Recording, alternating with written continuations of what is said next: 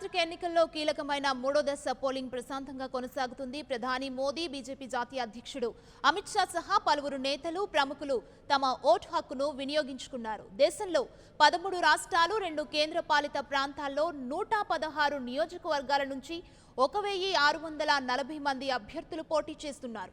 రాహుల్ గాంధీ, అమిత్ షా, ములాయం సింగ్ యాదవ్, జయప్రద, వరుణ్ గాంధీ, సుప్రియా సూలే, శశి థరూర్, మల్లికార్జున్ ఖర్గే తదితరులు మూడో దశలో తమ అదృష్టాన్ని పరీక్షించుకోనున్నారు. మరోవైపు ఒడిశాలోని 42 శాసనసభ స్థానాలకు కూడా పోలింగ్ కొనసాగుతోంది.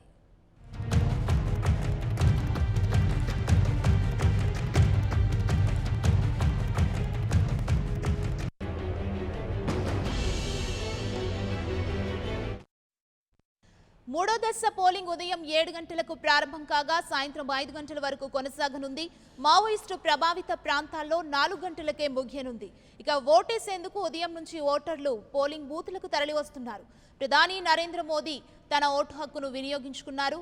అహ్మదాబాద్లోని రణిప్లోని నిసన్ హైయర్ సెకండరీ స్కూల్లో పోలింగ్ కేంద్రంలో ఆయన ఓటు వేశారు. అలాగే ప్రధాని నరేంద్ర మోదీ తల్లి హీరాబెన్ మోదీ అహ్మదాబాద్లోని రైజన్ పోలింగ్ బూత్లో ఓటు వేశారు.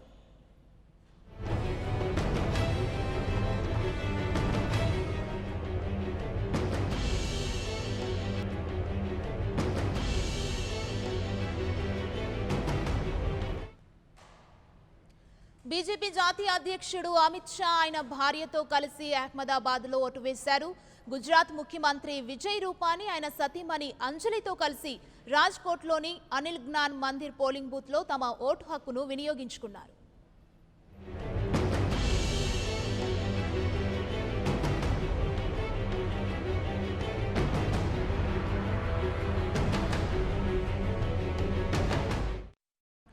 కేరళ ముఖ్యమంత్రి పినరయి విజయన్ క్యూలైన్లో నుంచని పినరయి ఆర్పీ అమలా యూపీ స్కూల్లో పోలింగ్ బూత్లో ఓటు హక్కును వినియోగించుకున్నారు. గోవా ముఖ్యమంత్రి ప్రమోద్ సావంత్ ఆయన సతీమణితో కలిసి నార్త్ గోవా జిల్లాలోని పాలే పట్టణంలో ఓటు వేశారు. కేంద్ర మంత్రి ధర్మేంద్ర ప్రధాన్ ఒడిశాలోని తాల్చేర్లో ఓటు హక్కును వినియోగించుకున్నారు.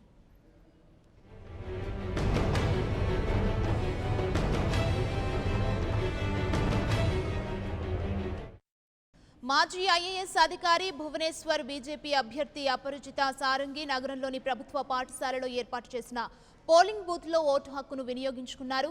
ఒడిశా ముఖ్యమంత్రి నవీన్ పట్నాయక్ భువనేశ్వర్లో ఓటు వేశారు.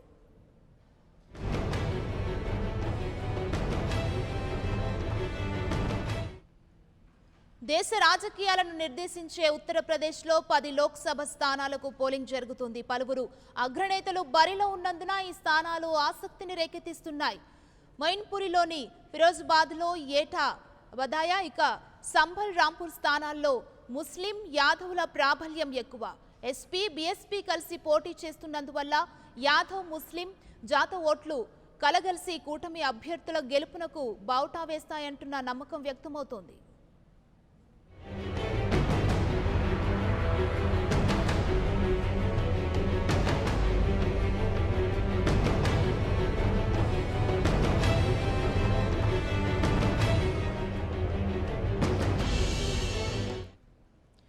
రెండు పార్టీల అగ్రనేతలైన ములాయం సింగ్ యాదవ్, మాయావతి ఇటీవలే ఒకే వేదిక మీద కనిపించడం తర్వాత ఇక్కడ పరిస్థితులు మరింతగా మారినట్లుగా కనిపిస్తోంది.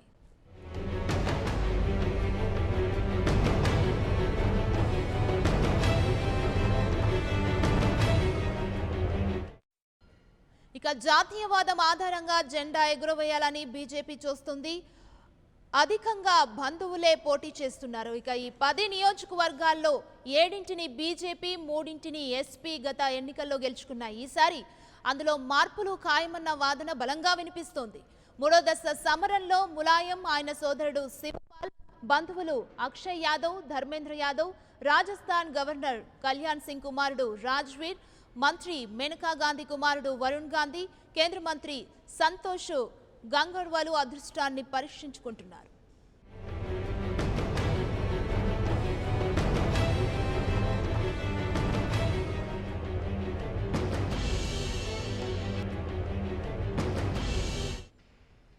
ఈ విడత ఎన్నికలు బీజేపీకి కీలకం కానున్నాయి. ఎందుకంటే 2014 ఎన్నికల్లో ఈ 116 స్థానాల్లో 66 సీట్లను కమలనాథులు కైవసం చేసుకోగా కాంగ్రెస్ దాని మిత్రపక్షాలు కేవలం 27 సీట్లకే పరిమితమయ్యాయి. ఈ నేపథ్యంలో అదే ఫలితాలను పునరావృతం చేయాలని బీజేపీ భావిస్తోంది.